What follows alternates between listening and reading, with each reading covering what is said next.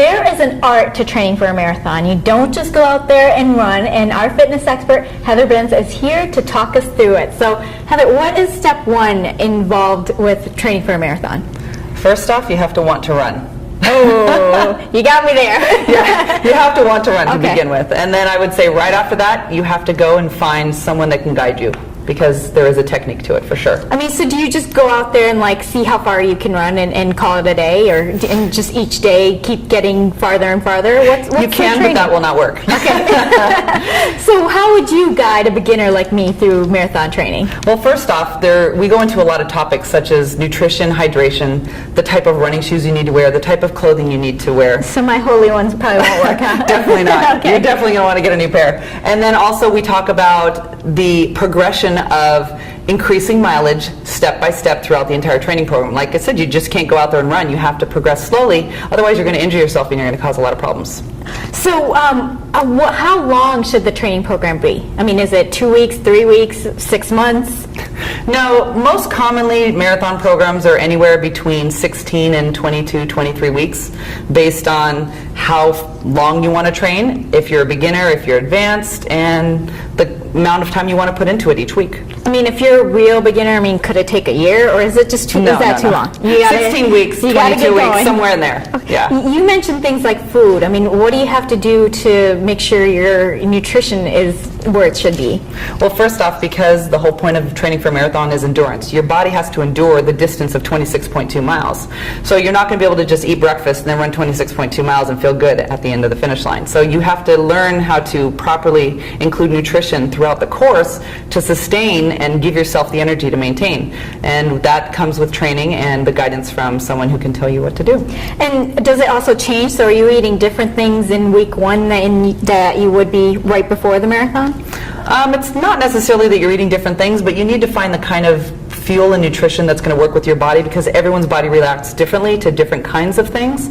So throughout training, you have to test the different kinds of goos, gels, electrolytes, whatever it may be, to see what works for you. Well, I've never, done anything like that, don't know anything about it. So, I mean, do you have to invest in things like electrolytes and whatever gels and things you were talking about? What are those? You do, and you can, or you can go a more natural route. Nowadays, a lot of people are going more natural, where they create their own and they're making their own. The whole point of it, the nutrition side, is having enough energy and fuel in your body to sustain the duration of the marathon and of all the training. So your coach would advise you on that. What is a gel and a goo?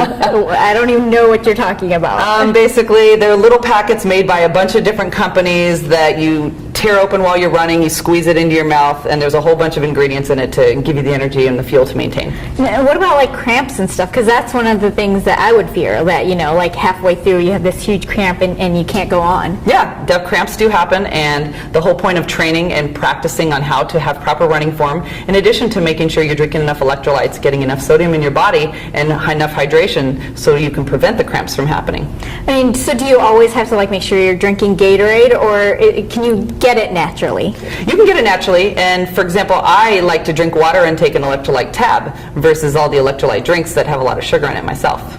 Okay. What are some of the things that people don't think about when they're training for a marathon? They're like, okay, I got my food, I got my running, all of that. What are things that they don't even think about?